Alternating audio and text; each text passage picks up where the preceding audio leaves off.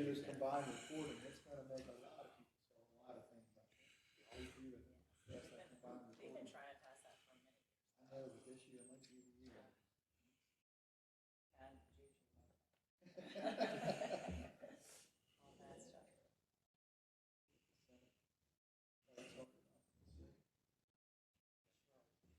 Should worry on.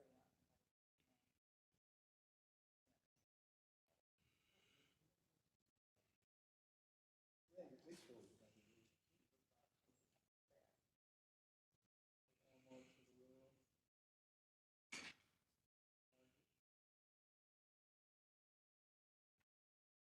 Yeah, but it's Christmas here. I don't know, I want to start working even before that.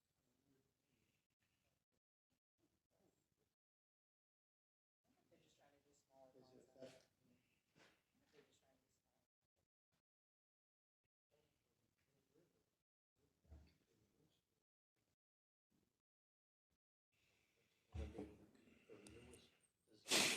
First one. The one in, the one that's there now? No. You know where the,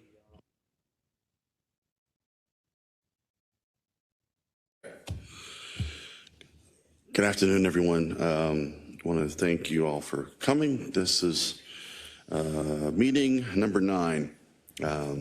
It's the last one that's on our schedule, and I really appreciate everyone's hard work over the last 4 months or so, especially shout out to the staff again, once again, for their hard work in helping us get to this point.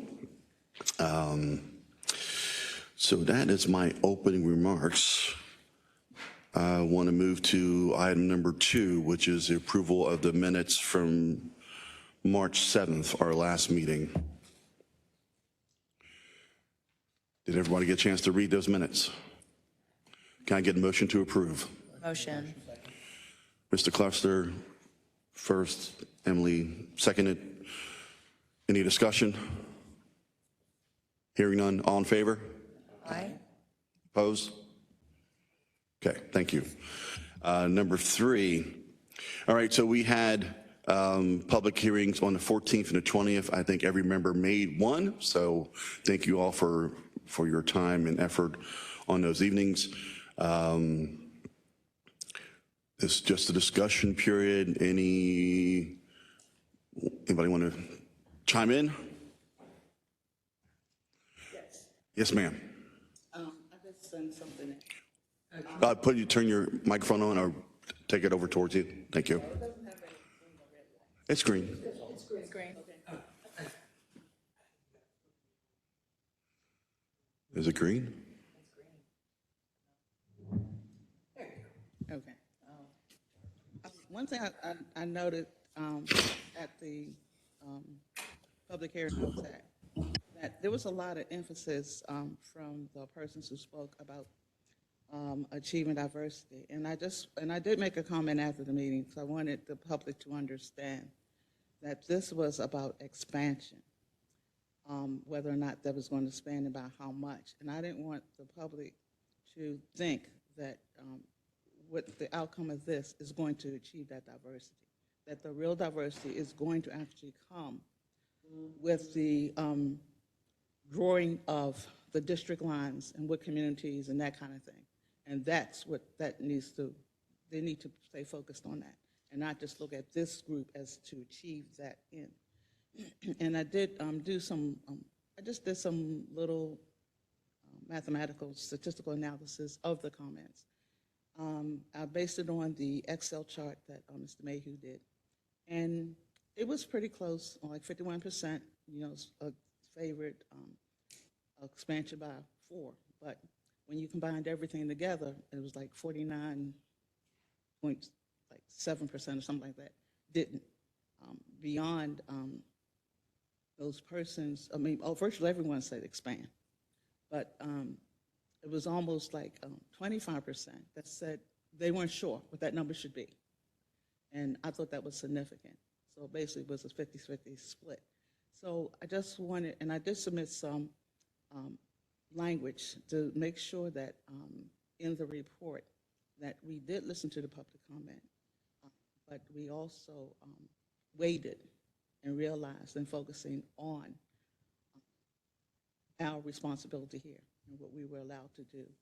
And while if the council does expand, it will probably allow more opportunity for people to join the county council as an elected representative. The expansion is no guarantee of that. There are other factors to consider that are beyond what this group is challenged to do. I'll go to Ms. Bacon first because her light was on, then I'll go to Mr. Dorsey. I didn't turn the light on, I'm sorry. Oh, well, yeah, it's on. Sorry. Go ahead, Mr. Dorsey. Yeah, I understood the chart and information you sent out, that 25% didn't indicate. That doesn't mean they were confused or about it or anything, but clearly those who did indicate a number, slightly over 50%, did say the number was 4. I would strongly disagree with your assessment that that in terms of what the charge of this committee and trying to reach for increased diversity, that the number of districts would not have impact. No one is asking for a guarantee. Even in a majority minority committee, someone who's not a minority could be elected. So we're not talking about guarantees. We're talking about opportunities for the group that will draw the lines to be able to have districts that are more significantly minority or even majority African American. That was part of the problem of the most recent redistricting. They were trying to do it with only 7 districts. That's not going to work well. Creating more districts does increase the opportunities. That is why I sent you all a version of one option in terms of what could be considered by a redistricting committee, that with 11 districts, and I provided the charts, it shows a significant ability to increase the electability of someone of color. And so I would say that the people in the public, they weren't asking for something that guarantees. They were asking for something that creates more of an opportunity. All right, thank you, Mr. Dorsey. Anyone else on the public hearings? Now your light's on. I didn't turn it on last time.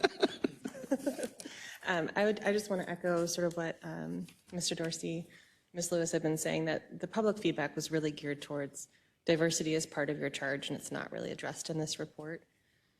And I do think it's something that maybe we should discuss expanding on in this final step. Go ahead, Mr. Clusser. And we discussed, I don't know that you were here in the first couple of meetings when we discussed, that you can't guarantee the diversity at all. I mean, it's almost impossible. I mean, you have districts that could be diverse. Your district, for instance, I mean, it's rather diverse, and they could have, but they don't. I mean, it's not, I don't know when the last time an African American ran in that first district. And Just this. Did they run? I would say, though, I'm not saying that we should write in this report, we are guaranteeing a more diverse council with a recommendation to expand. I just think that maybe we should discuss our reasoning a little more thoroughly so that those who read the report understand that we consider the issue. Right. Well, we also have to consider and if you look at past history with redistricting, it's more political than it is about diversity. Mm-hmm. In every redistricting, whether you talk about the state level or whether you talk about the county local level. And that's unfortunate that that's what we're going to probably be dealing with. Again, there's a lot of horse trading going on. In the last redistricting, there were a lot of horse trading going on. I know between certain districts and, around where I live, there was horse trading going on. Who gets what district, where we're going to get these votes from. It's all about getting reelected. So, I mean, we can do a lot of talking, but it's still at the end of the day, it's going to be political. I mean, all you got to do is look at, and you've been down in Annapolis, you've seen it. It's all about history, and the history is where we're going to draw the district lines, and it's who's going to get in I there. absolutely agree that the redistricting process has always been political. It probably always will be. I am saying that if we don't expand the council, we're not even giving the redistricting committee the tools to change that. And I think that that's an important part of our charge. So let me say this as a political scientist. I don't recall any court case that's ever been successful, even before the Supreme Court, that dealt with partisan gerrymandering. They stayed away from that like hot fire, right? Now, packing and cracking districts as far as African Americans over the last 30, 40 years, yeah, there's some casework on that. But I don't think there's any leg to stand on for us to deal with the drawing of lines on a partisan basis that will have any kind of standing at all. I just don't think so. And so we don't I don't think first of all, we're not given the authority to deal with redistricting. Second, even if the council wanted to deal with that, I don't think it will withstand any kind of legal scrutiny, to be quite honest with you. Going back to what was said earlier, and I've mentioned this before, and this is just my little pet peeve, and since I'm chair, I'm going to get on that rock. Just because there's a person of color who's running doesn't mean that they're going to get support from people of color in the same county that supposedly wants a person of color to be on the council. Because I asked the NAACP to support me. One person that showed up to the last public hearing and got crickets. So that argument doesn't really stand with me. Ms. Bacon, you had your hand up. I think Mr. Dorsey did after that. Then we'll go to Emily. Go ahead. So I just want to emphasize again, what I am suggesting is not to say this is going to do X, Y, Z for the redistricting purpose.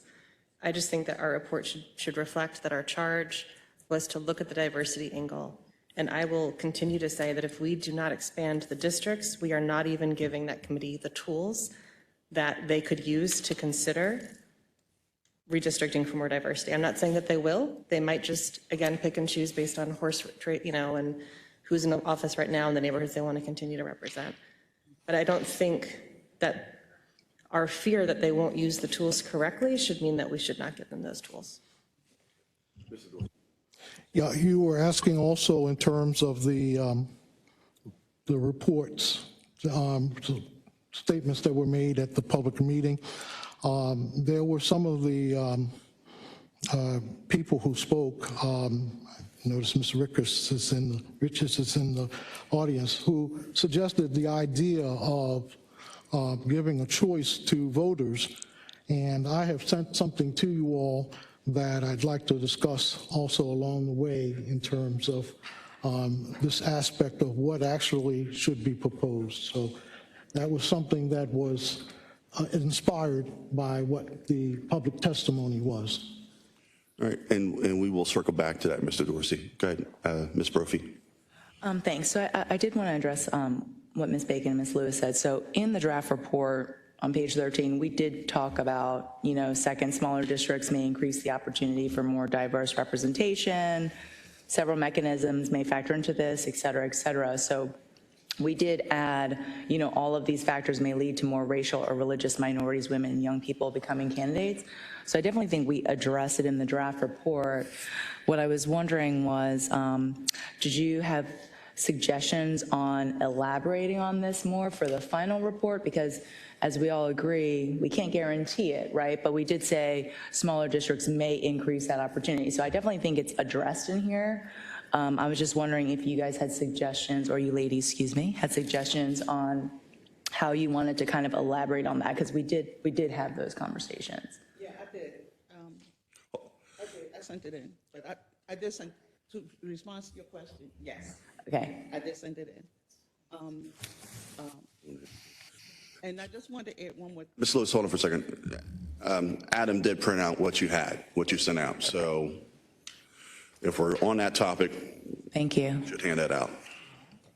I just wanted to respond really briefly. I agree, and I think that some of this language in here, I did suggest actually at a prior meeting. I would just say that the overwhelming public feedback was that it didn't say enough about diversity. So even though I feel like we did address it, I think that there might be space for expansion of the statement. Okay, no, I agree with you. I was just kind of like, where do we add it? Okay, this is what I sent. Well, the first item, it was just the Ms. Lewis, legal thing. hold on for a second. This is internal email, so this is not for public consumption. Sorry. It may or may not. It's part of the work group's work. So we don't. It'll be like us sending out internal emails to everybody. We haven't done that. We're not going to do that. If the work group decides to, first of all, I don't think we're going to add the hundreds of emails as an appendix for the report.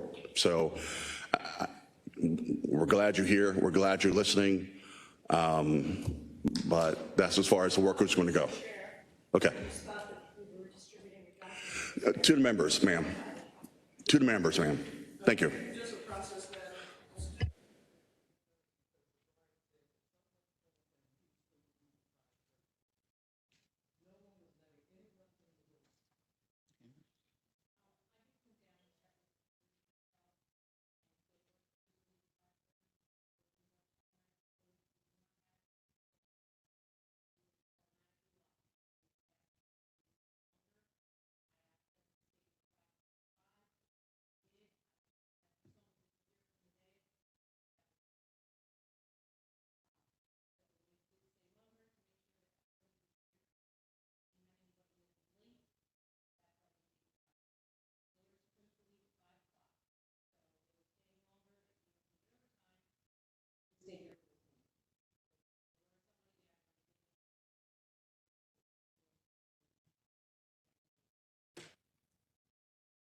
All right, thank you. I'm sorry, Ms. Lewis. Go ahead. My item 2 is some language that I suggested some way we can modify. And it was just to, and I'm starting midway through it, and it says, while it's acknowledged that expanding the county council will allow more opportunity for new candidates, the achievement of diversity will depend more on the actual restructuring of districts, that is, redrawing of district boundaries. And that aspect of this entire process is beyond the perimeter of this group. We will provide information regarding public input in this report for use if desired by the district, by a district restructuring group or staff. And that was to emphasize that more districts will allow more opportunity. But the outcome of this will not be that final project. There is another step, the actual redrawing of the district lines, whether you want to divide communities, keep them together. And just like you said, there's a lot of political things that go on regarding where those lines will be drawn and what communities will be divided, which ones will be kept together. And that's the only thing I wanted to do to make that clear for the public, because what I was hearing during that public hearing was a lot that made me think people thought that once the decision is made, then that's going to happen. And it's not going to happen here. It happens at the next step.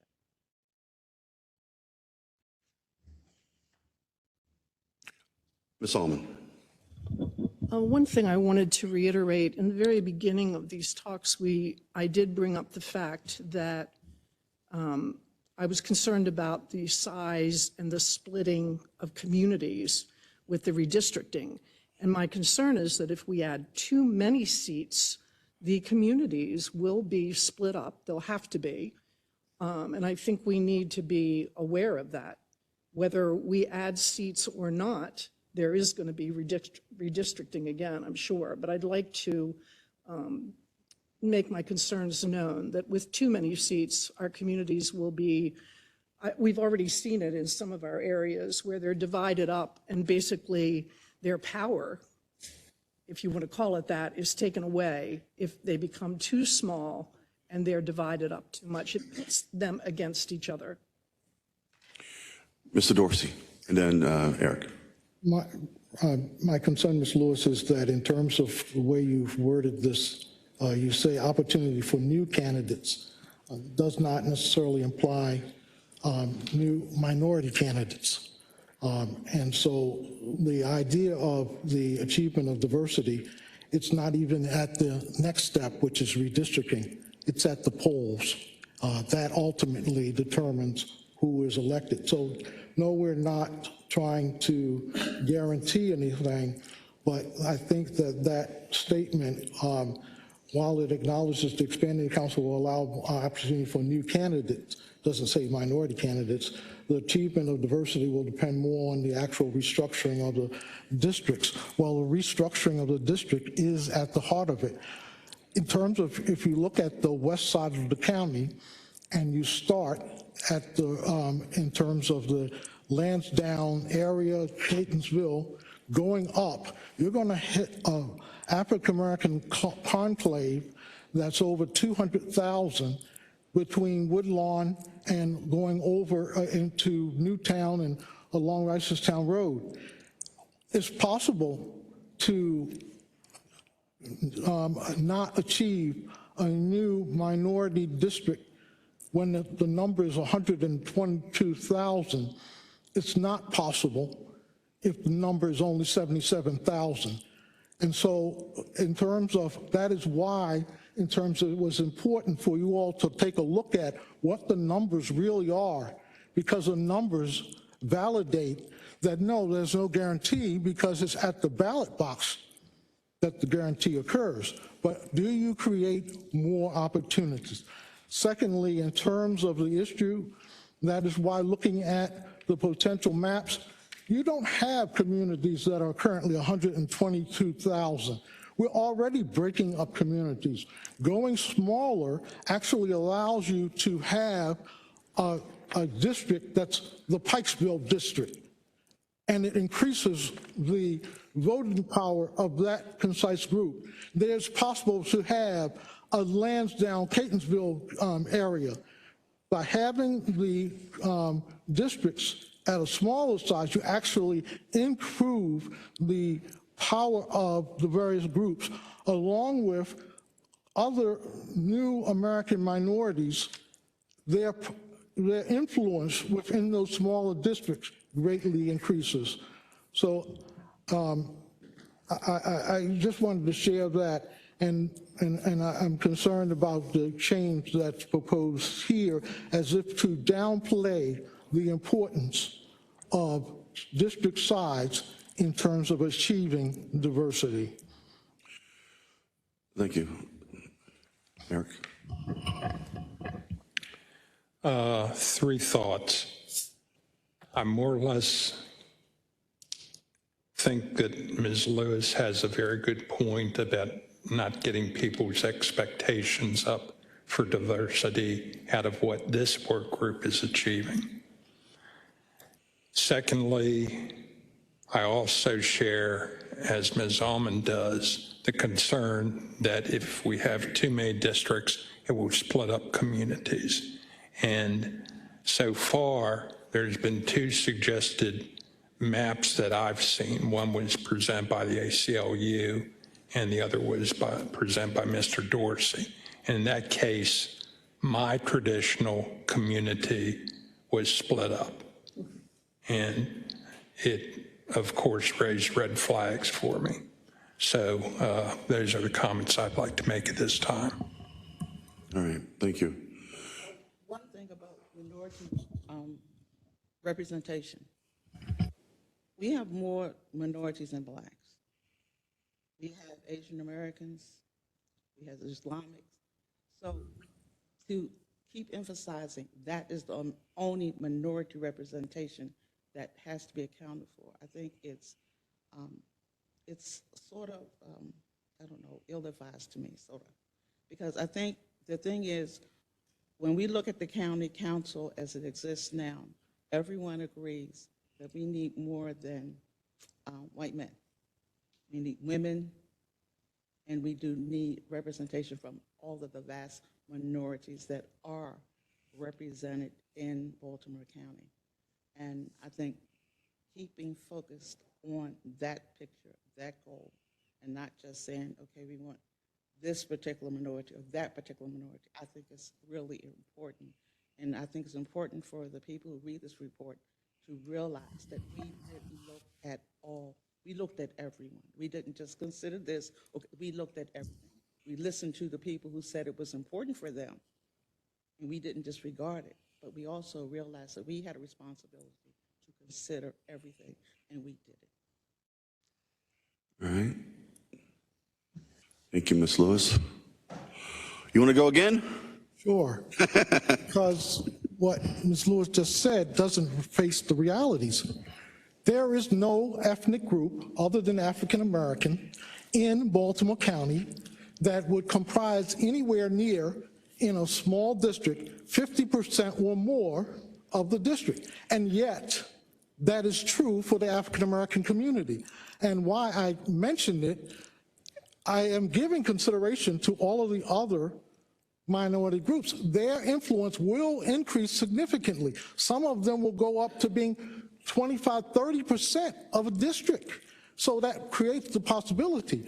But to say we will ignore what is obvious in terms of what's there, in terms of an enclave on the west side of the county that does not exist anywhere else in the county among any other minority group, is to say we're not being, we're going to ignore what's sitting right there in front of us. And so it's not that when I bring these points up that I'm saying, oh, we're only thinking of African Americans. No, because my experience in working on issues of diversity, like at the University of Maryland, it was when you fix one problem with the consciousness of opening it up so others can participate, everyone, including the white students, benefited from it. So it's not that, we should be afraid to address the obvious point. You have an opportunity to create a district on the west side that is predominantly African American, and you don't have that for any other group anywhere else in the county. And so I don't think we need to shy away from that very point. The council wanted to know the truth of the matter. That's the truth of the matter. Okay. Anyone else? All right. So I think that ends number 3 as far as discussion of the public hearings. I said anyone else? But not on, I thought about that subject. I did have another comment about the public hearings, and it's right here. Yes, ma'am. Okay. Right under there. And someone mentioned that they didn't see a breakdown of how much the staff costs for the individual councilman districts. And when I looked through it, it wasn't really clear. And I did make the comment, even it was brought up, now how much it was for the staff costs. And I did make the comment, even if we just took the staff salaries for the total number and just divided it and come up with some kind of average. Because when I actually went and looked at the report, it was on page 9, it really wasn't broken down. Let me see what it says. It says something. Personal cost per council member? Yeah. Table 6? Yes, it was on page 9. It was something kind of ambiguous. Or is it the table 5? Or when we're table talking about 5 above with it? Aides and central staff? Yeah, something like that. And it was kind of ambiguous. Not that even, and I think a couple of people mentioned, well, how much does it really cost? And I'm like, if we didn't have it, if we did something, like I said, just take all the staff and add it up and just divide it down, at least we'll give them a ballpark or average or something of how much the staff cost was. And I want to say, though, didn't somebody address this? I think it's up to each council member how to use the pool. So the number of staff members, irrelevant in the respect of, let's just say it's $100,000, round numbers. Right, that's what I'm saying. Yeah, I think it was like $100,000 would be the pool that, let's just say, Councilman Patoka gets, because he's right behind me. And then he could use to decide that however he sees fit, whether it's like full-time and part-time. They took all the staff Right. members and then just divide it. Even if individually it'd be differently. Just take the whole thing and divide and said. Just put like a bucket in there for them. Comes out to something like that. Because a couple people did manage.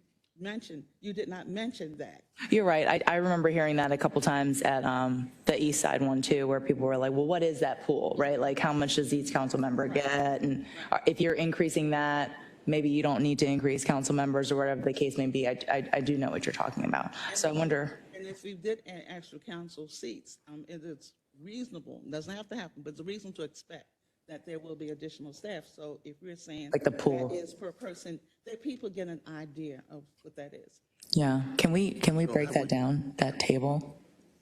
Yeah, I mean, I think we could, it would be pretty easy to add something saying, you know, the kitty, or the staffing allotment is, you know, X, yeah, whatever it is this year. Right, so like I said, a couple of people did ask, you didn't include it.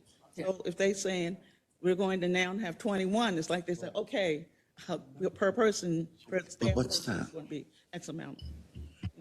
Just to include it.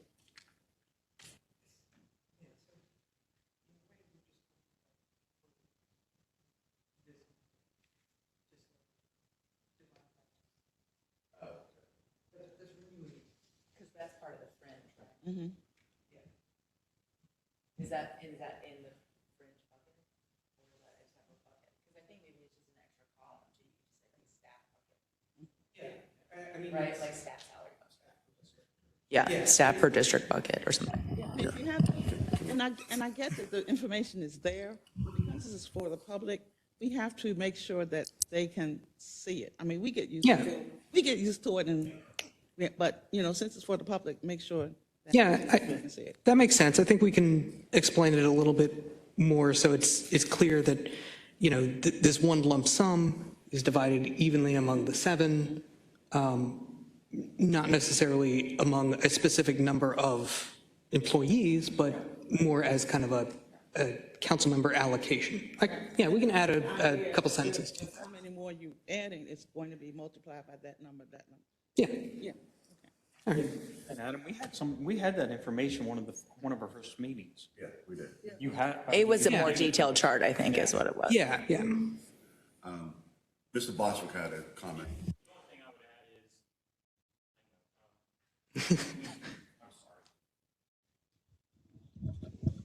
I got it.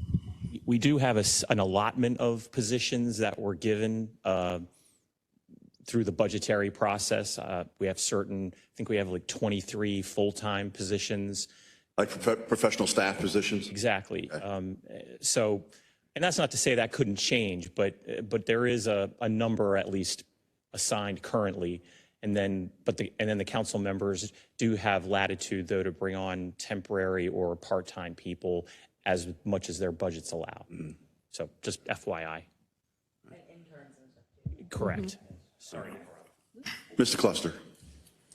Now that we're talking about the staff, the one thing that the former councilman did say, he brought it up the other day in his conversation with WBAL, was the fact that the yeoman part of the work is done by the staff. Although the council person goes to, you know, tries to get to as many meetings as, and I don't want to disrupt, I mean, but the majority of the work, you know, and I can say this from the legislature too, and Laura can probably attest to this, she did more work than the legislator did. I'm not agreeing to that on the record. I know my legislative aide did more of the yeoman work than I did, you know, I mean, so, and that's something he did bring up, you know, one of his ideas was adding additional staff to every council member that, you know, to break the work down. And look, the councilman person does get back to the people, you know, make phone calls. Hopefully, you know, they get back to their constituents if they, in fact, want to talk to the council person. But the majority of the calls are, you know, hey, I got a pothole in my, you know, my district, I need it fixed, or I got a water main break and I need it fixed. Certainly the council member is not going to handle those day-to-day things where the staff does. I mean, that's what they do. And one of the facts that he brought up now that we're talking about staff was that his idea was to add extra staff to every council person if they think they're overworked. And it would certainly be a lot cheaper than, adding council members and staff to everything because of all the different things that have to be reworked, so.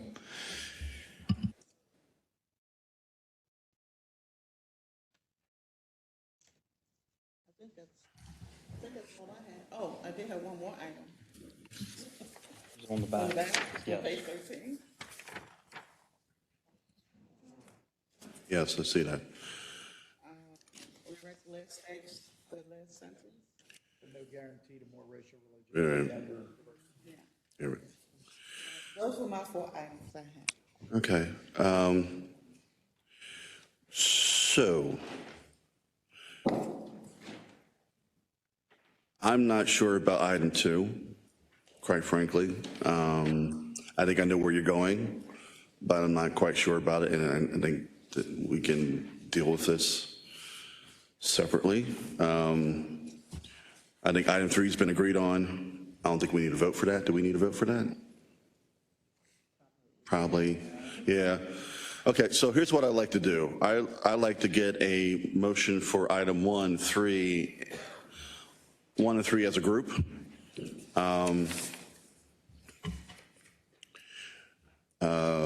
Last line in paragraph at the top of page 13. Does anyone have a problem with the item 4? Just a technical amendment. I'd change the wording from "but no guarantee" to "but cannot be guaranteed." Yeah, this is the spirit of the. Okay. That's good. Ms. Bacon? I disagree with adding it entirely. I think that we've already softened the stance. It just says may lead to more diverse candidates. I don't think that we need to continue softening that by saying doesn't guarantee. Okay. I don't think that there's any purpose to it, and I think it's just too much soft pedaling for me. Okay. A more concise statement is better. That's what we're discussing. Mr. Dorsey, you kind of had your hand up. Well, I was going to say, okay, I could, live with item number 4 if item number 2 was not there, because I think item number 2 and all that discussion takes us more down a road that, as Emily pointed out earlier, there's already a statement in the report saying that there's no guarantee. To repeat it, I'm not going to object to that, but I do have a problem with item number 2. Okay. So I'm looking for a motion from somebody. A motion on item 1 and 3, Whatever you want to do. I take back my statement. whatever I want to do. You can't leave. You cannot leave. You got to stay. I know, right? Drop the mic and go. I would move to add items 1 and 3 to the report. I'll second. All right, got a motion and a second. Any discussion on adding 1 and 3? All in favor? Aye. Opposed? All right, thank you. All right, I think Mr. Dorsey had several issues he wanted to bring up, right, sir? First of all, I sent you all some information in terms of a new chart that addresses the average size of counties, county councils around the nation. After doing so, I got feedback from some people who on the work group who disagreed with that idea. I thought it was important to bring that just to clarify a point regarding how we got to 9 in terms of the number of districts. But I'm not as concerned tonight as we try to close out with the numbers. The numbers are there, as opposed to what it is that we are actually going to recommend to the county council.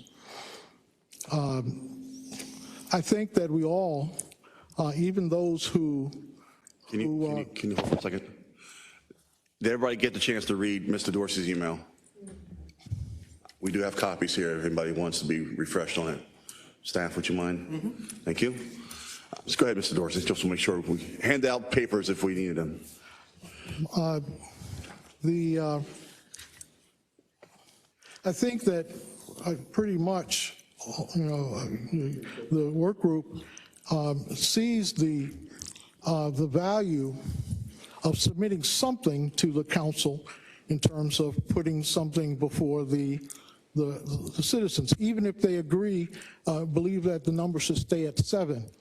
With all of the back and forth we've done over the last couple of months, the information we shared, it would seem that we all value the idea that recommending to the council that something be presented to our citizens to allow them to have input. And so what I suggested in terms of possible idea of a charter amendment was making it twofold in terms of 2 binary questions. One, presenting to the citizens about a proposal to increase the size of the county council, yes or no. And then 2, if a majority of those voting supported an increase, what should that increase be, 9 or 11 districts? And in that way, we allow for the different points of view we've been sharing here on this work group, as well as what may be going on in our community, to allow citizens to, first of all, answer the question, do you believe that we should make a change? And then 2, if majority of citizens agree there should be a change, that whether that change should be at 9 or 11 districts. That was one of the points I was trying to address. All right, thank you, Mr. Dorsey. Anyone have any comments on this?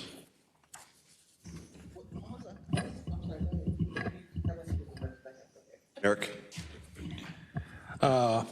I just have a problem with including this size of county legislative bodies chart in the final report. As Mark Twain once said, facts are stubborn, but statistics are pliable. Okay, and I think the staff and the work group have done a good job in looking at counties that are very similar to Baltimore County. This chart doesn't make any of those distinctions, and there's a lot of very different counties. And in fact, aside from the NACO County Explorer, I shouldn't say aside, but another part of it was a United States map which showed with color gradations what counties are extreme in one sense and very liberal in another sense in terms of how they allocate responsibility to their counties within each state, okay? If I'm the public and just look at this, what's inferred in this information is I'm comparing Baltimore County with Moab, Utah, or Pitkin County in Colorado, which have total populations less than the size of Lutherville. That's a total county. And they have, in one case, 5, and the other case, well, no, both cases, 5 council people for 20,000 people. And we can't make that comparison. You know, it's just not realistic.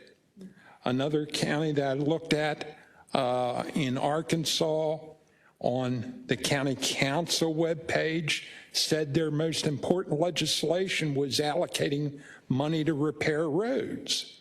And I'm thinking, if that's their most important legislation on their website, they have no resemblance at all to the complexities that Baltimore County faces. So I have a real problem with including this chart on the final report. Mr. Dorsey. Yeah. As I said when I sent you all the chart, I pointed out the reasons for why I was did it and generated was that it was stated that the average size of councils around the nation was serving 90,000 people. We had already had a chart that showed for those counties that were comparable, the number was 80,000. We had another chart that incorporated the number of combined city counties, and the number was 59,000. And so I was just pointing that out.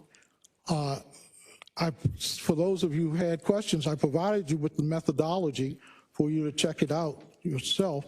But as I started this portion, I said, I'm not even as worried about that as let's deal with the more important question of what this process and what the recommendation will be. I would be, if we don't put it in there, I just don't want us to say that the rationale is that the average is 90 when it's not. I'm not worried about it not being there in the report. I think it's more important to deal with the bigger question: how do we provide equity and opportunity for our citizens to make their voice known? So as I said, I'm not going to object to not having the chart in there. I just wanted you all to understand that we can't go around saying the average is a certain amount. The average is much lower, and instead, we had charts that showed the average of truly comparable counties was 80,000, and those, when you include in the city-county combined governments, that number drops down to 59,000. All right. Thank you. All right, so if I'm hearing correctly,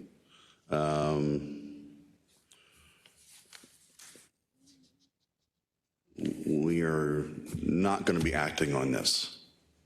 Am I hearing correctly on that? I said in terms of the chart. Okay, well. I said, I think our time would be more valuable if we could discuss that issue, because that's at the heart of all of this. What is going to be the recommendation in terms of districts to the council? And what I proposed was a two-part in terms of asking yes or no, increase the size of the county council, and two, should that number be increased to 9 or to 11? And I was hoping to get us that as part of our discussion for tonight as we try to close this down. Okay. So again, I want to make sure that your voice is heard. So the email that you sent us over, the several ones, the emails you sent over the weekend with all this, including the map and the data that was presented, we're not dealing with that tonight, correct? We're dealing with the main question that you're more interested in. Well, no, in terms of there was data related to the 7, 9, and 11 configuration, that if there's a concern about that chart, I would like to see if there is discussion that's needed on that. Okay. Yes, ma'am. Yes. Yeah, I have a problem with this because I don't know the criteria was used. I know that my community went through the redistricting process after the census. I understood the criteria. I saw all the way they did it. It was all explained. I'm not saying that these figures, whatever, are incorrect. I'm just saying that I don't know that criteria. It's not explained. I mean, I just have a problem with this because this is assuming that there are district lines drawn that are not in evidence. For example, the first one is showing 7 districts, and then the second one was showing a possible 9 districts, and it's picked communities and say, okay, these are going to be the communities. And the lines for these communities do not presently exist. So this is sort of like supposition. And then when you go down to the 11, council districts, again, they pick communities, and there's supposition that these lines exist, and they really do not exist. Well, so before Mr. Dorsey responds, so I'm going to make sure we get back to, and this is not his question, okay? His question is more, what are we going to do as far as recommendation? This, I believe, talks about redistricting, right? What precincts are we talking about? What census tracts are we talking about? How do we actually design these districts to get to these numbers that we're talking about here?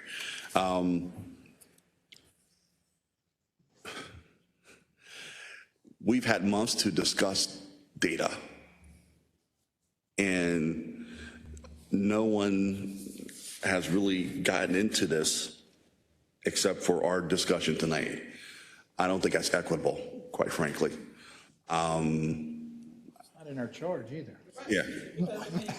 Oh, no. No, these lines do not exist. I mean, Right. To say, I'm going to draw the line between Catonsville and Woodlawn, yeah, that's a possibility. The lines between Randallstown and Newtown, what about Randallstown and the part of Pikeville that is on Liberty Road, or Randallstown and Owings Mills? I mean, these lines do not exist, and I'm just saying that to include this in any way, like I said, they don't exist. And someone selected and said, I think this is a good way to put these people, these communities together, but it was not an official chartered work group as when we had the redistricting to say we did look at making sure communities weren't divided. We looked at make sure the census tracts were inviolate and all those kind of perimeters that they were given to chart before they do those district lines.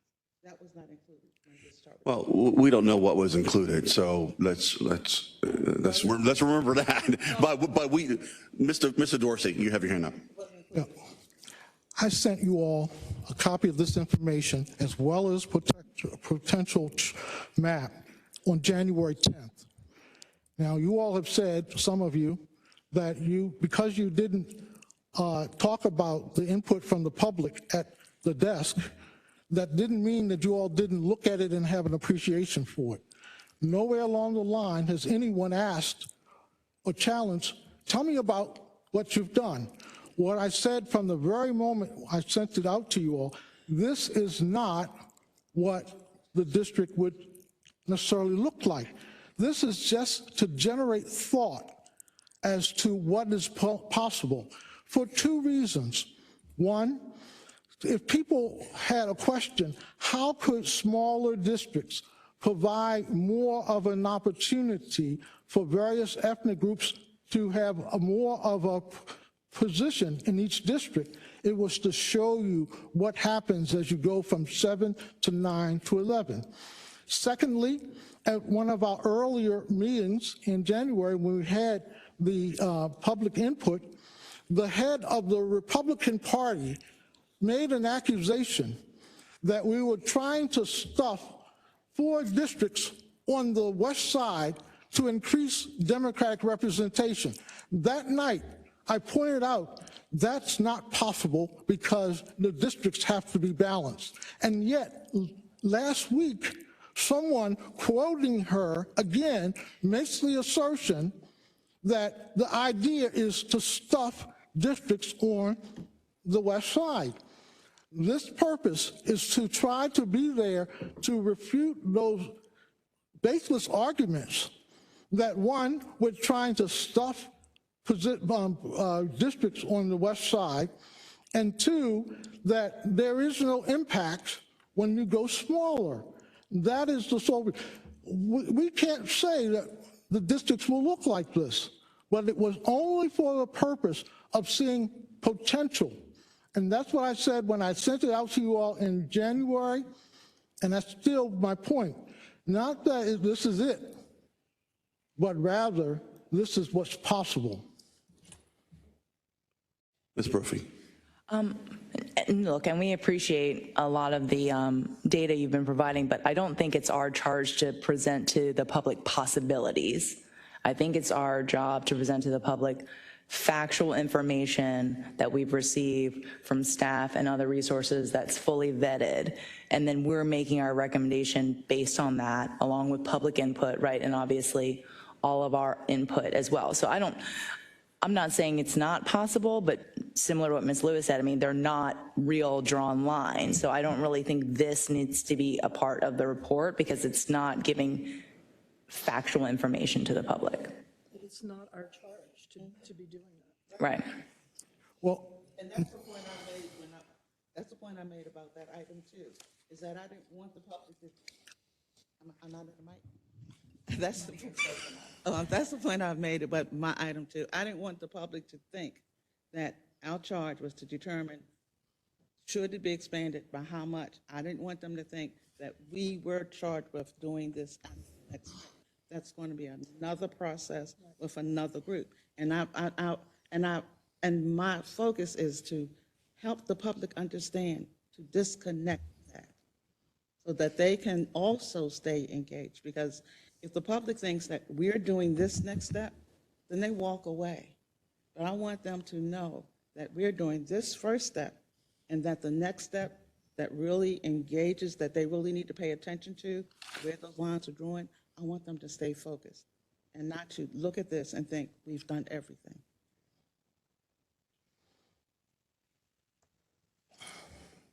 All right. Mr. Dorsey. again, because I was ready since January to provide you all with the precinct data if anyone had been interested in asking for it. But I had to make the assumption that you all had no problem with what I was presenting. It's unfortunate that now at the end, there's some question being raised about the data that was readily available for the last couple of months. But secondly, in terms of why it's important for the citizens to be able to see, even tonight, there seems to be this underlying thought that lowering the, increasing the number of districts, lowering the amount of people in each district would not have a relevant impact in terms of increasing the opportunity for electing minorities to the council. And so I offered it so that that argument should go away. One can argue about how many districts you think it should be, but in terms of saying that the lowering of this, increasing of districts would not have an impact on the opportunity for diversity on the council, I think is not well founded. And that's why I offered the chart as to being able to help the public understand.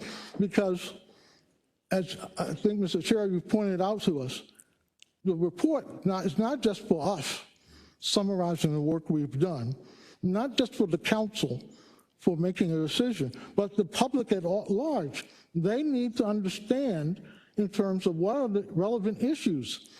And the relevant issue is increasing districts does increase opportunity.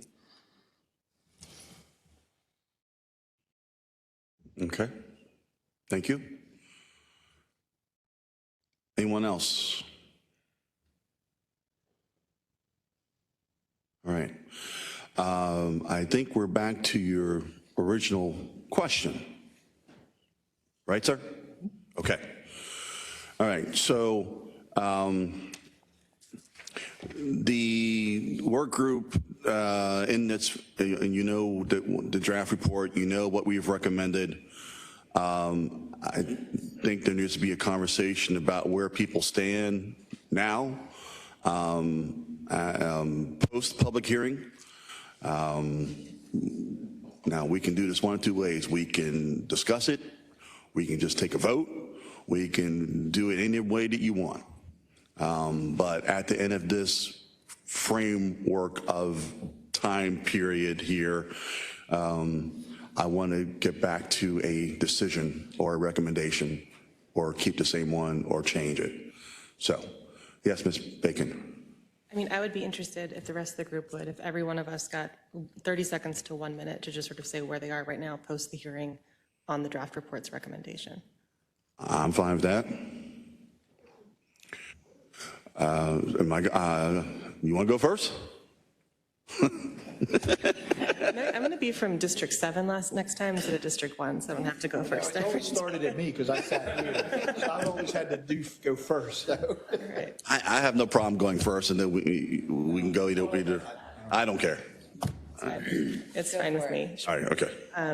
My overall feelings, I still agree with the vast majority of the draft report. I can appreciate the compromise measure that we've agreed to that's in the report now. I'm happy to vote for it as is. I do want to say that the amount of public testimony at both hearings, I read all the emails, the number of people who were very emphatic about 11 really had me going back to the numbers and taking another look. I think that 11 makes sense. I think it makes sense now, and I think it'll make sense in 16 years after the next census. And I want to make sure that the idea for 9 is not just compromise for compromise's sake, but is actually a number that's grounded in something for us. And that's really what I have to say about it. I'll still vote for it. But when I look at the hard numbers, 11 makes a little more sense. So the idea of 9, again, I will vote for it, and I'm okay with it. 11 makes a little more sense to me, and I think to the public at large. Okay.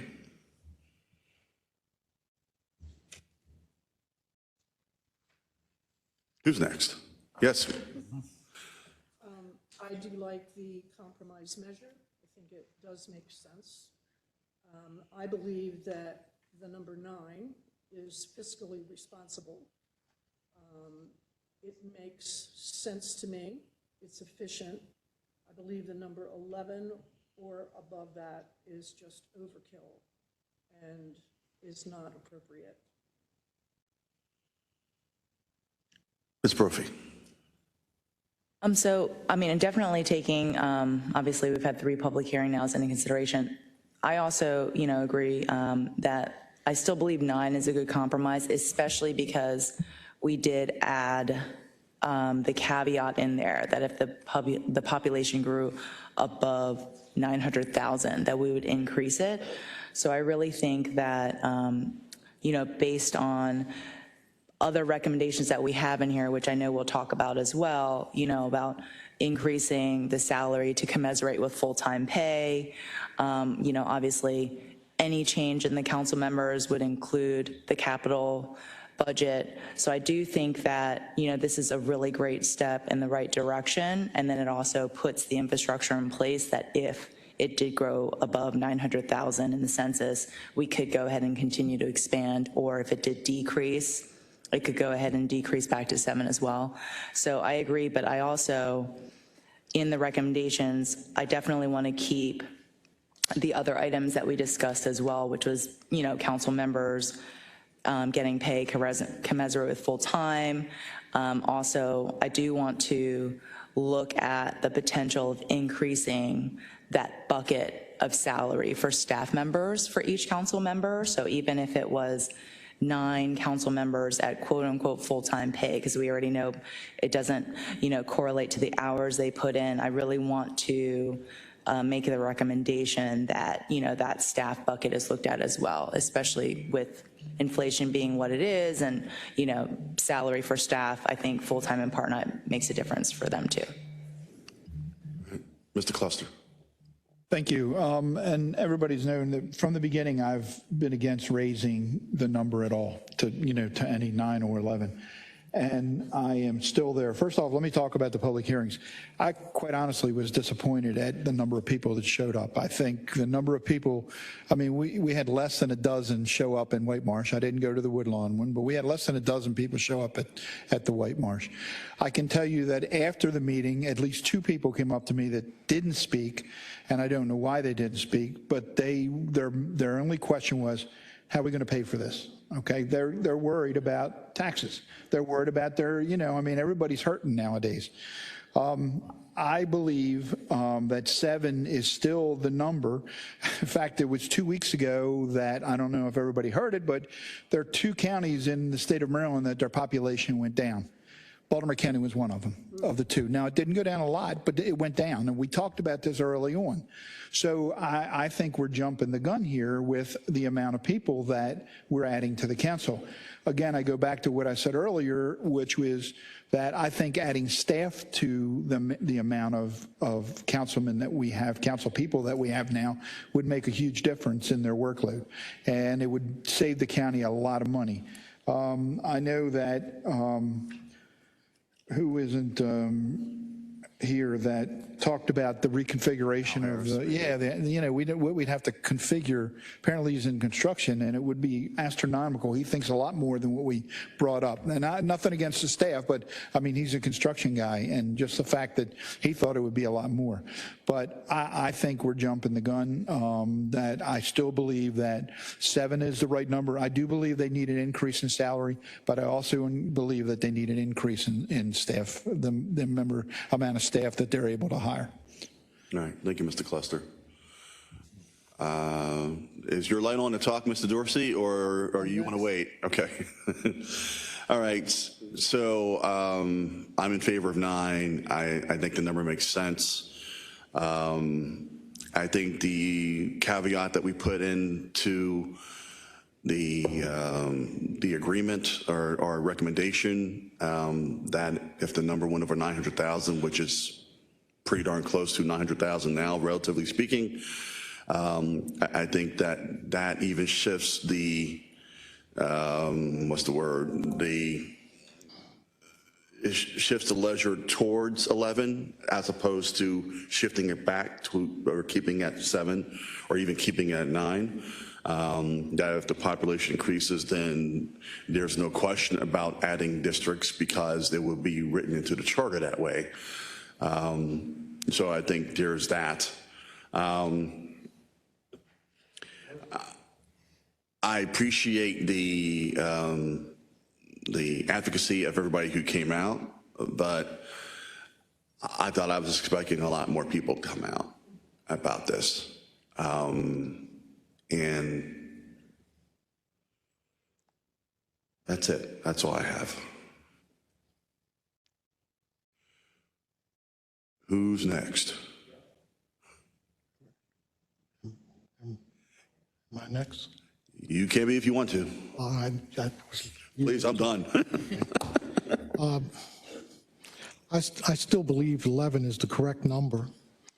For the last 50 years, my world has been dealing with numbers, and the numbers bear that out. And so I still am there. I can appreciate some aspects of what the current proposal is, but people have expressed concerns about fiscal impact. Well, I spent 35 years looking at the fiscal impact on Baltimore County, and it's always a matter of choices. But the idea that in 15 or less years, we'd be looking at redoing the number of councilmen, members, and the cost related to that, I wouldn't necessarily call that a prudent approach either. But, John just mentioned about the loss of population in Baltimore City and Baltimore County. Well, in terms of recent patch and banner articles, it attributed to the issue of COVID in terms of not just here, but in other parts of the country as well. Many people left urban areas during 2021 and 2022 because of COVID.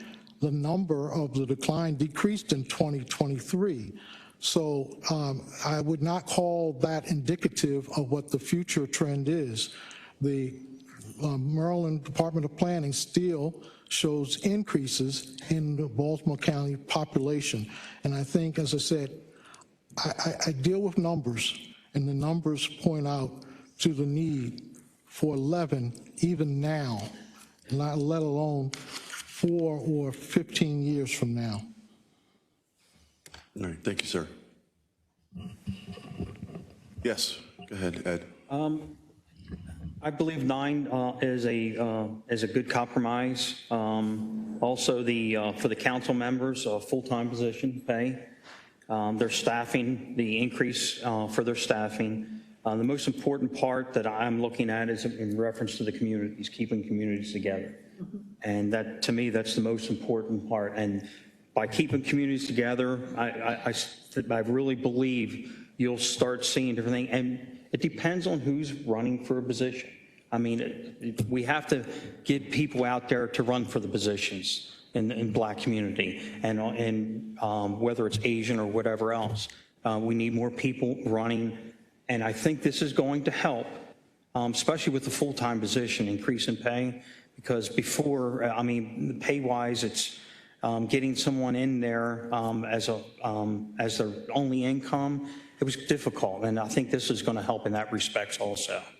But communities is the main part that I really believe it's important to me.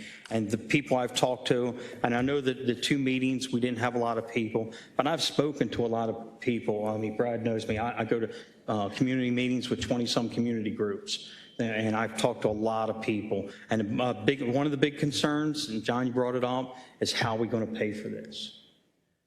And that's a huge concern. And there is a lot of it. I've had people say 11. I've had people keep it 7, 9, but overall, it's. I think 9 is a good compromise. I'll leave it at that. Thank you. I'll make it short and sweet. I'm willing to accept 9 and support 9. It really doesn't matter what I say, because I think the majority of it said 9, right? That's not true.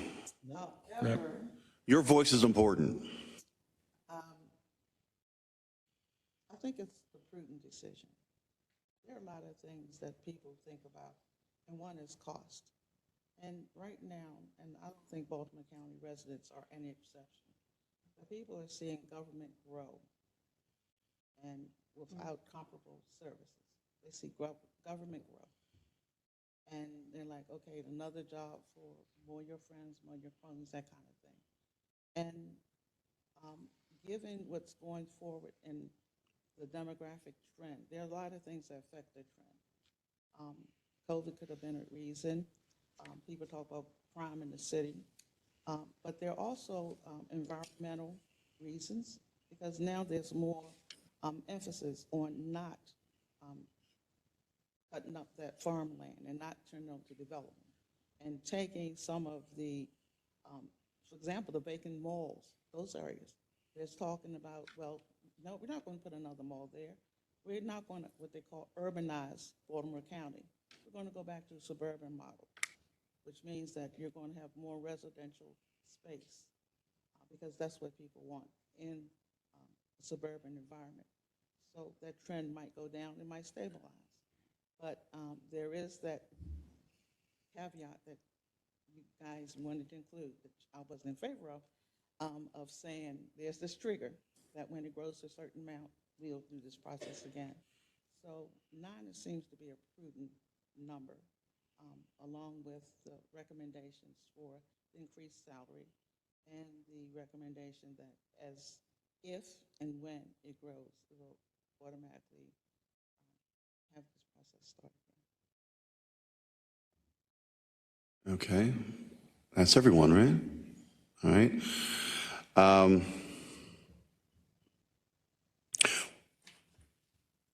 Hold on for a second. One thing I do want to add to the discussion is staff did a great job as far as summarizing the public comment at the hearings. I don't want I would not want names to be in the document, but I definitely want their opinions to be in the appendix. Everybody okay with that? Yes. Okay, I think that's important. Mr. Dorsey. So what I was doing before was essentially making a motion in terms of the idea of that 2-question approach. If there's no second, then the matter, goes away. So I didn't realize you were making a motion, but I was making a you just motion did. that in terms of that we take the 2-question approach of asking, citizens whether they want an increase or not, yes or no, and if the majority of citizens say yes, then whether that number should be 9 or 11. And that motion would require a second. If there's no one else, then the motion matter goes away. I'm sorry, I misunderstood that, sir. So there is a motion on the floor. Do I have a second?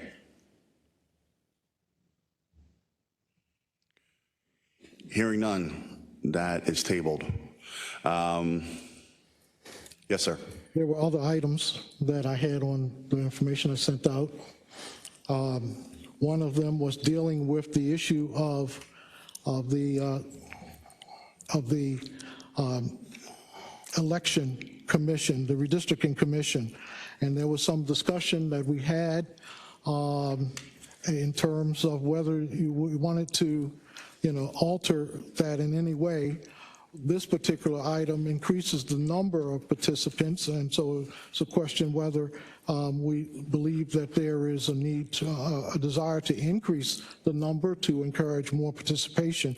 But there also is the issue that language needs to be inserted, because right now the charter does not allow for us to come back in 2025 and do a redistricting process. So, there needs to be something that's added to provide for a redistricting process in 2025. I don't know how we can do that if they, thanks. At the end of the day, it's not up to us. It's up to the council people whether they're going to put this charter amendment and or whether they, get enough signatures to get the charter member, which is a yeoman task anyway to get. I've been involved with getting signatures before, and it's a yeoman's task to get it on the ballot. I don't know how we can change what you want to do without knowing that it actually is going to change. Once that, if the council puts it on the chart, it puts it on the, has an amendment that goes on the voting thing, then at that point we can make a decision, or they can make a decision whether to add that, your language onto that also. I don't see how we can presume that it's going to happen and add language to make that presumption. Well, what it is, it doesn't specifically say in terms of a number, but it says, except when an approved amendment to this charter requires that a change in council size be made. Even if if the council doesn't act on this until 4 or 8 years from now, that is language that is going to be needed to affect a change whenever it's done. And so that's why I offer it. And in terms of the role of this committee, we're talking about salary of council members. We're talking about number of positions. I explained that earlier on. The council has that ability to do right now without our input. So if that was the case, if it's only a matter of what they need, we don't need to say that. They have the ability to do it right now. We are saying this is something, be mindful of the fact, council, because what I saw as the resolution is to let them know about the factors and the other factors that are involved. For instance, one deals with the planning board, and that's a significant issue. If you change the number of people on the planning board, on the council, does that trigger an increase in the number of people on the planning board? And earlier, I provided you all with some different options, the thought of keeping the number 1-to-1 for council members, not changing it, not adjusting the county executive side. So, I mean, what are our concepts in terms of those thoughts? Even if you all are not ready to decide that today, I think it's important to incorporate in the report the other areas the council needs to look at in terms of coming to a conclusion to it. There's the Board of Appeals as well, and the other aspects of it. And so that's why I point this out as something for us to incorporate in there in terms of minimum, pointing out to the council, these are other areas of the charter that are triggered when you change the number of council members. Ms. Bacon. I would be in support of adding a sentence or two to the report that says we advise the county council that these numbers might have to change or be adjusted if we adjust the number of districts. I don't know if we need to put in all of these draft charter amendments. And if we change it, we don't have that authority. They have to change it. Exactly. So I don't think there's any reason to include this in the report, these sample charter amendments. There's more to this that's so beyond our scope. For example, what happens to the number of school board members? There's one per councilmanic district right now, but that's actually a decision that would be made at the state level. Because the state writes that bill as to how many. Just the fact that we say something, that the council needs to be cognizant of the fact that if things change to more council members, then these items need to also change. Yeah, but I don't think that we need to get. Exactly. They need to be, but just make them cognizant that this is what's got to happen if this happens. Right, but I don't think that we need like a super detailed in the weeds level analysis. Right. But the following things probably should be looked at the same, if the charter amendment does go through. Well, I think that's something that staff can noodle through. They're the legal mind. Yeah. Right? Yes, Ms. Lewis. I think that's right. I'm going to make 2 points. Uh-oh. I think it's right that we don't have to be very specific in the language, but we do need to make the point that if the council does expand, then there are other areas that we need to look at that go along with that expansion. And I don't know if Mr. Dorsey intended this, but this is why I'm making 2 items. Because when I'm looking here, and I think it says question 2, fresh 3, do that, this is big enough. What he is saying, and I don't know if he intended it, this is how I'm reading it, that we presently have a redistricting commission that convenes right now every 10 years after the census. And that is set at 5 members. And the reason why this caught my attention is because at the last, behind the last census, and like I said, my committee asked, blah, blah, blah, and we went through the whole thing, I was surprised that there were only 5 members and that there was not a representative from every council district. And I think that, and like I said, my focus is on making sure people understand that really the redrawing of those district lines is really what makes the big impact. And I think that considering, I think it says something about diversity in the resolution, to say, going forward, the redistricting commissions that will draw those lines would align with the county council districts. For example, we have 7 county council districts now, but there are only 5 people in that commission. So if they were to align that, the redistricting commission, there would have been 7 people there. There were only 5. And then if we're saying we're going to take the county council to 9, then instead of, like it stands now, it's only going to be 5 people in that who's going to redraw those lines.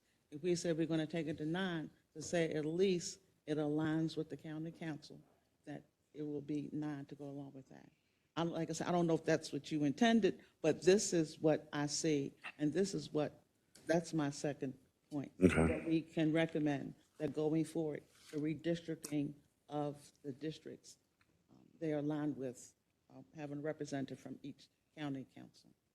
Okay. Each council member makes an appointment. Right, because right now there's only 5. Like I said, we have 7 districts, and it's only 5 people. One there, right? And like if we said there are 9 people and they pick up this, it's only going to be 5 people. And like I said, to put in that redistricting commission, whether it's after a census or whenever, should align with. The problem with that is if the districts aren't drawn, how do we pick those other people? No, we're not doing that. What I'm saying, right now, there was a census 20. But you're saying that should be 7, not 5. I'm saying it should be with the county, with the county council districts. Right now, like I said, there were 7 county. What you're saying, yeah. But there were only 5 on there. Right, and I'm saying we should go Right. forward saying, whatever it is, whether it's going to be redrawn after the census or wherever, that the number of people on that redistricting line boundaries should be aligned with the county council. Mr. Dorsey, you've had your hand up. Yeah, in terms of all of this verbiage that I included in here, it wasn't necessarily that we needed to include it in the report. I put it there because I wanted all the members of the work group to understand within context of what it is. So, it was just so that in case you weren't familiar with what each of those sections are, you could see it and read it. So that wasn't that I needed to it. But in terms of that issue of 5, and I put down here 10, I did it on purpose to trigger discussion because I know the chair had expressed some issues about trying to move away from the issue of it being strictly district. It would be very easy, like the other boards listed here, where it says 1 per council member. And so that could easily be inserted, but I didn't do that because I made an odd number of 10. People say, why didn't you make it even? I did it on purpose to trigger discussion, to provide opportunity that if the chair wanted to present to us a different concept than 1 per district, that it would be an opportunity to do that. There's a lot of ideas in this head that shouldn't be, that should be mentioned. Yeah, go ahead, Emily. No, I just wanted to mention, I agree that there is a trickle-down effect, like we all mentioned, whether the council takes our recommendation to increase to 9 and all these other regarding salary and thing, but I'm cautious about actually making specific recommendations per commission and per board. I think it's more, the planning board has, yes, it has, county executive appointees, it has district appointees. This one only has 5 members. I'm not sure if it's by district or whatever the case may be. I don't know if I'm comfortable putting that specific number of recommendation in per board and per commission, because there's probably some we're not thinking about. I think more just similar to what Laura had said, is just more of a general trickle down effect caution of hey, these are our recommendations, but in addition, if you do take our recommendation, there's obviously all these other areas that need to be reviewed for size. But the reason why I make that distinction is because currently, like I said, he wrote it this way. That's why I said I didn't know if that was his intention. Right. He wrote it this way, but that's why I brought it out, because I know from the census that process, and I was surprised because like I said, we put out things for the community. I was surprised there was only 5 people. I was expecting, when I saw that board, that I was going to see 1 person from every council district. It wasn't. So he wrote it this way, but I think the fact that they handled it this way takes away from those other boards where, like the planning board and that kind of thing, where council people recommend people. And that's why I thought that this redistricting work group and process was different. And that's why I thought it was worth saying for redistricting going forward, that it should be aligned with the number of council districts. Yeah. Yes, Ms. Allman. I agree with Emily that I do not think we should be recommending specifics as far as increasing whatever commissions. There's a bunch of them, a lot of boards, a lot of commissions that takes a lot of time to find people to actually serve on them. But I think generally we can point out to the council that if you accept our recommendation, there are other areas that you need to look at. I think that is clear.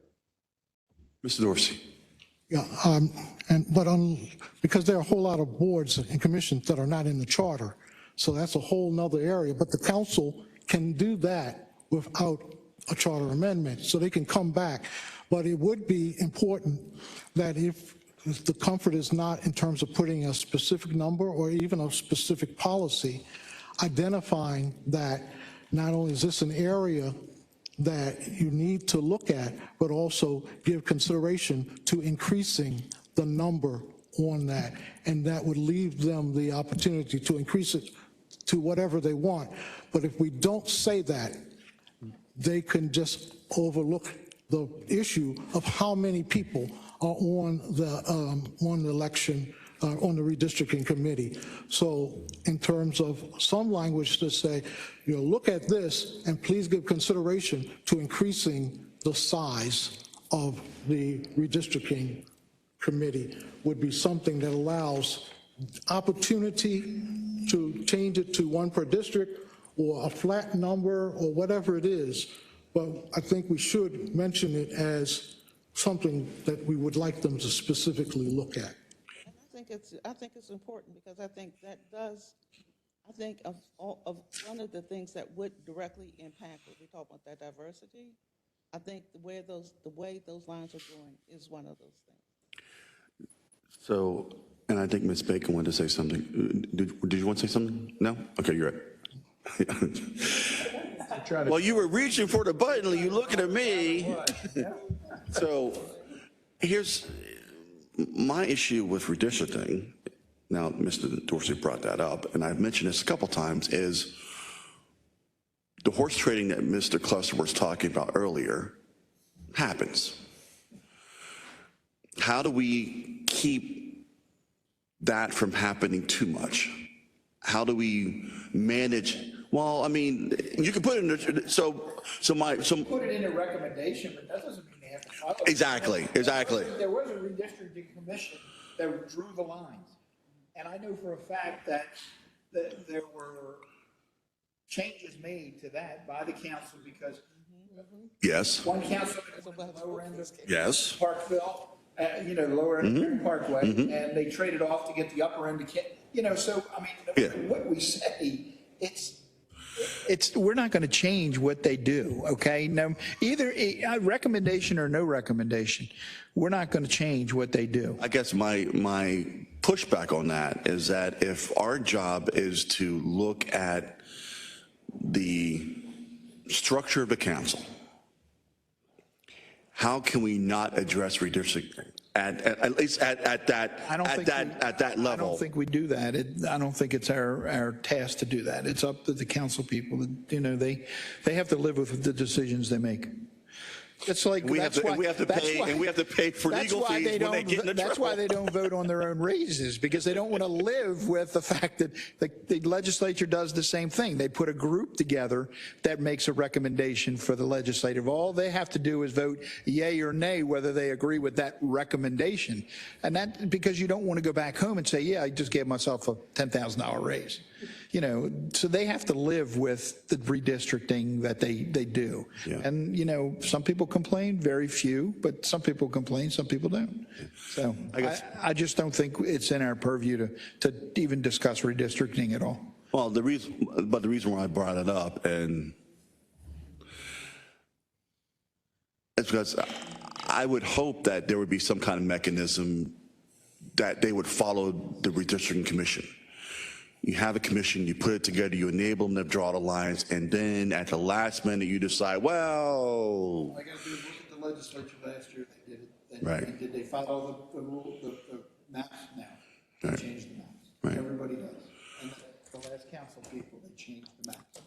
But shouldn't we be better than that? We should, but Shouldn't we at least ask them to follow the redistricting commission? And the thing about it, if we recommend nine districts, and we don't say for the redistricting commission that's going to redraw those lines with those 9 districts, and not mention we recommended you raise it to align with the council districts. That means it's only going to be 5 people. That means most of these people are going to be representing 2 council districts. And in order to follow through and not just leave it dangling, they're going to do what they want because we saw what they did. And I think I said this at the first meeting. They're going to do what they want. And if they reject it, it's on them. But to follow through to say, okay, instead of just having 5 people who's going to draw those lines, at least you have someone from that district that knows the district, that knows the communities, that say, okay, this community, it's not a good idea to break up this community. It's not a good idea to do that. At least to have someone from each district to know that district, to know those communities when you're going to draw those lines. And that's your question. The only way to do it is to have a councilman that has enough nerve to put a bill in that says, whatever the redistricting committee comes up with, it's final. You're right, but we're talking about this right here. Okay, we're talking about this right here. See if you want to do a general recommendation like we all said, or if you actually want to say something specific on that. And that's I'm just having a discussion right now. I'm trying to preach to our better angels here. I mean, I don't. We would put something in there in reference to looking at the commissions and the boards, like do you want to specifically vote on that one piece that Ms. Ruth brought up. Like, obviously, we all agreed, we definitely want to mention the trickle-down effect. Hey, our recommendation's 9. Please look at these other boards and commissions. But do we specifically want to say increase the redistricting commission? I think maybe we just take a vote on that. Are you okay with that? If you're making a motion, it's yeah, your I'll make a motion. motion. Okay, well, there you go. Well, I Make a guess motion we're that we take a vote on it. Okay. If I could, That we take a vote on your suggestion on specifically identifying that commission to increase the districts. Okay, So we have, hold on. We got a motion, we got a second. So we're open for discussion. Is your discussions remaining to the issue? Yes, all right, go ahead. I would say right now, there's 5, and there's 7 councilmanic districts. I think it makes sense to not have a 1-to-1 ratio of council districts to members of the commission. I think that makes it a little too easy to say, Pat Young appointed me from his district to go there and defend his territory, right? That's not what we want. So I think that we could say, I don't know where this echo's coming from. We will consider a recommendation to increase the redistricting committee. I don't think that we pick a number for them or tell them it should be tied to council districts. When it's not tied to council districts right now, there might very well be a really good reason for that. And that could start a whole new work group and another 4 months of doing this. So I think maybe that my recommendation would be, let's include something saying, I think this is really great work. I hadn't considered all of these things to make sure the county council is aware. A lot of other things will change. Some of them need to be changed by charter amendment. Please look at them. I am not comfortable saying that we should have 1 redistricting representative per councilmanic district. You have a good point.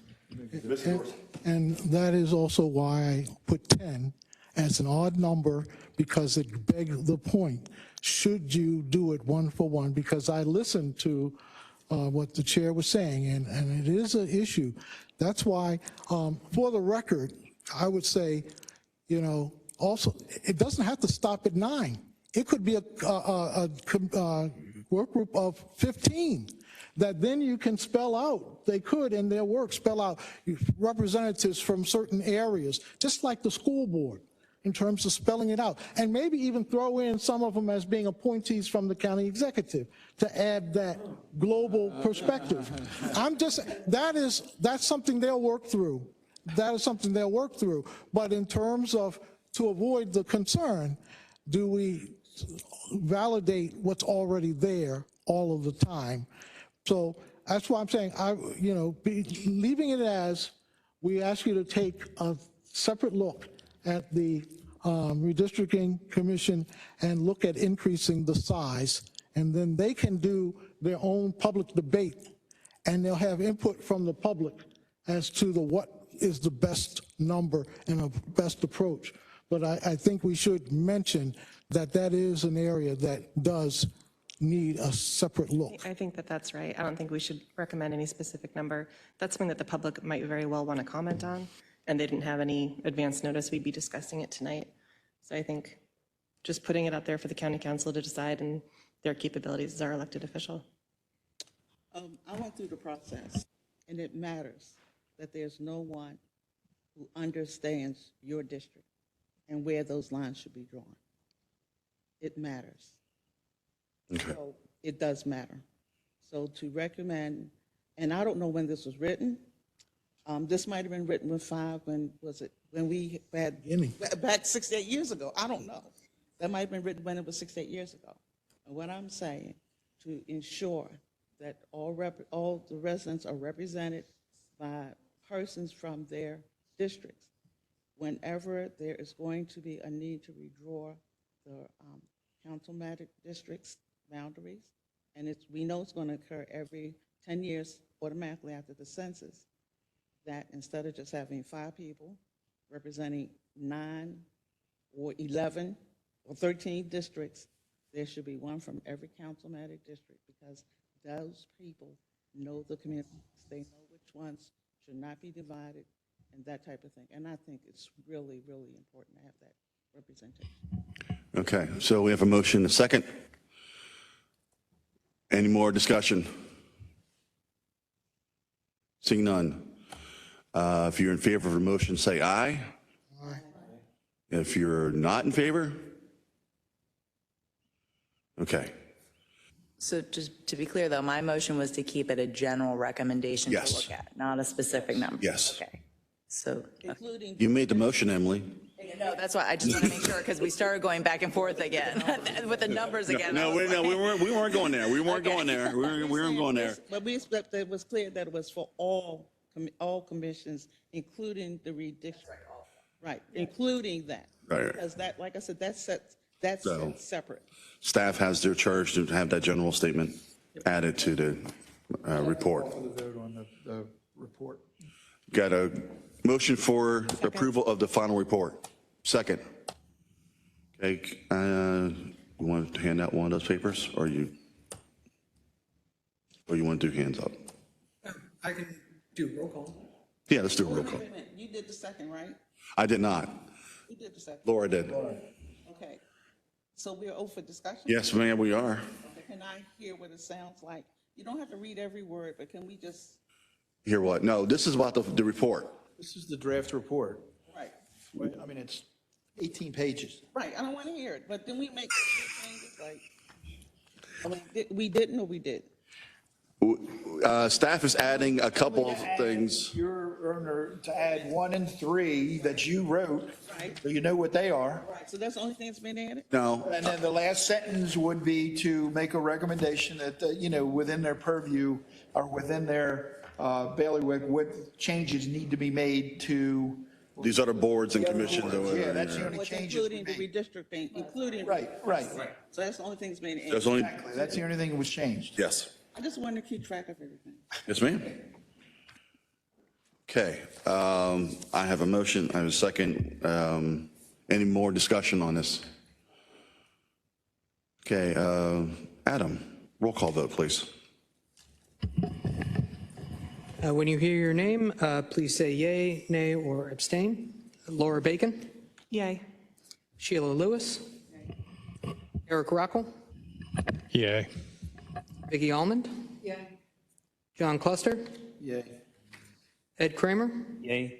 Keith Dorsey,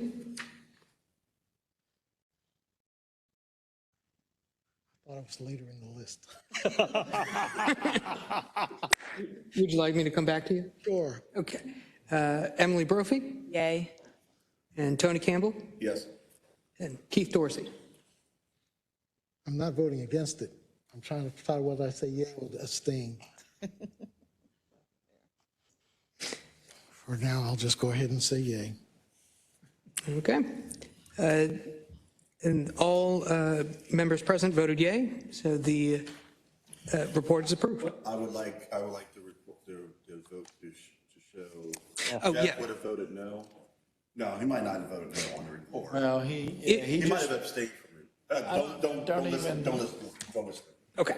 Yeah, You yeah. have to quorum, so you don't. Yeah, don't list him. Yeah, you got to, I mean, you got four. I think his point, his email was clear about 11, but it doesn't mean about this vote, right? I Right, didn't like right, 9. right. I wanted 7, but, it's written in there that, it was a compromise and it explained how many people voted for 7 in the beginning. So the report, I think, explains a lot of things in there when the council people read it. Right. They'll get an idea that we were never on the same page, this whole, the whole meetings, never on the same page. We were all over the place from, in the beginning, 13 to down to 7. I just gave 13 because. I'm just saying that we were all over, we were all over the map, and I think we still are all over the map, when it comes to this. But we're really just voting for a compromise that the report is done, it goes to them, and then they have to make the final decision. It's not going to be up to us. We did our work, and it's up to them. So on that note,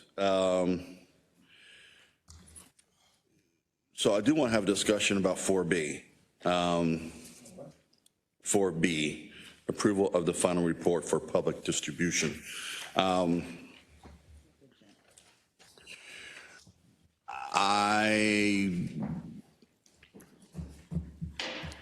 I think staff needs to get back to us with the final version with the additions. We've approved it, but I think eyes on it is something that would be appropriate for us to kind of sign off on the final product. before it goes to the council and it goes to the public. But I think it needs to go to, I think the council needs at least a week to look at it and review it before he goes to the public. Well, that's why I'm asking the They're gonna have question. to- I make a recommendation that the council get it a week before we open to the public. They're going to need time to look at it because they're going to get inundated with phone calls. I'm sure they are in every district. So they need time to sit down, and I can only speak from experience down in Annapolis, that you need time to look at a piece of legislation before it gets out there to the public and be able to answer their questions and their concerns. So I need a motion from We you. have a motion that the council gets it a week before we release it to the public. Okay, can I get a second? Second. All right, now discussion, Mr. Dorsey. I disagree with giving that much time. The draft has been out there. We now have significant changes from the draft. I think 2 days is sufficient in terms of getting it to the council look at, and then for them to be prepared to respond to those issues. It's been out there. It's out there right now in terms of the basic draft. We only changed a few cosmetic things, but we've been trying to maintain a level of transparency as we've gone through this process, and then to say that the council needs a week's time to come up with how they're going to respond, this seems to be a little bit much. There's no indication when they will have their first hearing on it, so I don't think we need to give a whole week's time. Some notice, but not a week's notice. Ms. Lewis. Okay. We're supposed to be finished our work by the 31st, correct? I'm hoping we finish tonight. Okay. So we are to report back to the county council, or are we just supposed to release it to the public? That is what we're talking about right now. I made a motion that we release it to the council, and then in a week's time, 5 working days later, we release it to the public, to the general public. That's what I'm trying to find out. When we were directed to do this, were we directed to give it back to the county council, or were we directed to release it to the public? It is to the county council. So if we were directed to release this to the county council, then that's a moot point, because we're supposed to give it to the county council, right? Yeah, but in the act of transparency, we've sent it out for public response in a public hearing. And under the But that open was meeting part- law, I think you have to release it to the. Yeah, But that was part, I'm not mistaken. you're not mistaken. but that was part of our process. Now we are finished. That was part of our process. And the same way when these persons here asked for, can we see that? And you said that's part of the process, and those are work meeting notes, and that wasn't appropriate. But if our charge was to release it to the county council on the 31st, and once we released it to the county council on the 31st, that's what we were charged to do. So you're saying they could release it whenever they want, or not release it at all? Yeah, because they didn't tell us to, they didn't say release. I mean, I'm just asking. I think as far as far as the letter of the law, you are probably closer than you're probably more correct than you are wrong. But I would have a problem with us not releasing it to the public. Okay, I don't have a problem if you. All right, how about if we rephase it and say that we release it, and in 5 days, we make a recommendation that the council releases it to the public? We make a recommendation to the council members that they release it to the public in 5 days. Then it's off of it's out of our hands. It's up to them. I'm okay with that. All right. So you're amending your motion? Thank you. All right? Call for the question. I'm not ready to call for the question. You got a hand up. Yeah, I still have a concern. We've gone through this process from the beginning, trying to be inclusive of the public. I don't see why at the end, we're going to say, well, we're going to not release it so that something that is 99% out there, and say, well, we won't do it until the council's had it a certain number of days. There's no reason not to release it even before the 31st. If we're done with our work, we have news people here, they're not going to be able to respond to what's already out there for the world to see. Let's not try to pull back on our transparency at the last second and just go ahead and release it openly like we've been doing everything else. Thank you, sir. So there's a motion, there's a second. Any other discussion on this? All right, so yes, Ms. Bacon. No, go ahead. The motion is that we are going to release it to the public 5 days after we give it. We're making a recommendation that the council releases it to the public 5 working days after we release it to them. Does anyone think there's a possibility that the county council would not release it? That's out of our hands. Yes. It's up to them. Like you even said, our job was to give it to the council, period. Now we're making a recommendation that they release it, so all we're doing is adding that sentence to it. All right? 'Cause I'm also I'm going back to, like I said, the redistricting, after the census, it went to the county council, and of course, they rejected it and did their own thing, which they had the right to do, and they can do the same thing with us. But I do believe after the due date, that it was posted to that website, if I'm not mistaken. The final report was posted to the website. I don't know. I think it was. It was posted to the website. That's typically how when we talk about publishing, that's typically what we do. We post on our website. Right, they did post it on the website, so even if the county council didn't release it in 5 days, it was posted to the website. I just want to make sure the process was straight, that's all. Please do, sir. So thanks, everybody. Thanks for participating. I will say, as chair of the council, I do have a little bit of latitude on how this is presented. And for the record, I'm Izzy Patoka. So I can tell you this, that many of the council members have... Okay. Many of the members have read the draft report, and thanks everyone for participating. Hi, Linda. And I will say this, the council's been trying to be transparent on everything, and upon receipt of it from the group, and thanks, you guys were outstanding. I want to say for the record that this group was charged with having 1 meeting per month, and you've had 11 since you started, so congratulations on a job well done. So we'll be happy to release it upon receipt from this task, this work group. And I also, Mr. Dorsey, the only thing I would comment on yours is remember that a council member is a part-time job. And so sometimes we don't read things right away. Well, according to this work group, you all work full-time. I'm just saying. So anyhow, thanks for the great work, and we're happy to release it. Many people have been really energized about this, and we're happy to keep that energy up and release the report upon receipt. Thanks. The problem. I withdraw my motion. Thank you. Thank you. All right.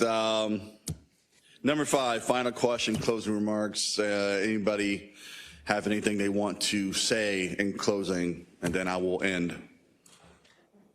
Anybody? Yes. I just want to thank all the other members. It's been a pleasure working with you. Agreed. It's been a very interesting and learning experience. I appreciate that we have public watch eyes, watching closely, because I think that's important.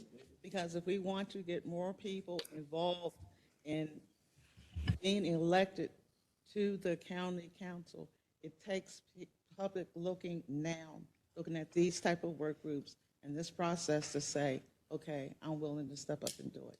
And I appreciate working for all of you.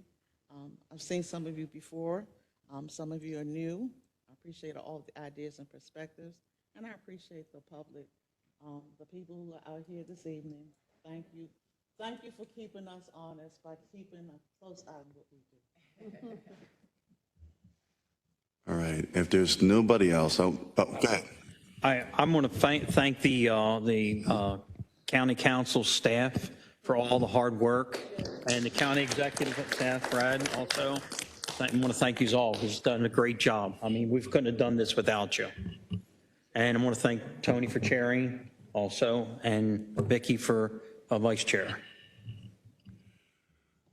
Okay. If there's no one else, Thank you to everyone who's come out to the public hearings, virtually, in person. Thank you once again. I'll echo Ed. Staff, you've been fantastic. Thank you so much for your hard work. Even Mr. Bostwick, who comes in every once in a while and sticks his head in. Other than that, it's been my honor and pleasure to serve as your chair. Thank you, Vicki, for stepping up and being our vice chair. Thank you, all of you, for your hard work. 4 months, it's gone by like that, believe it or not. And on that note, ask for adjournment, please. All in favor? Aye. Thank you all very much. Great job.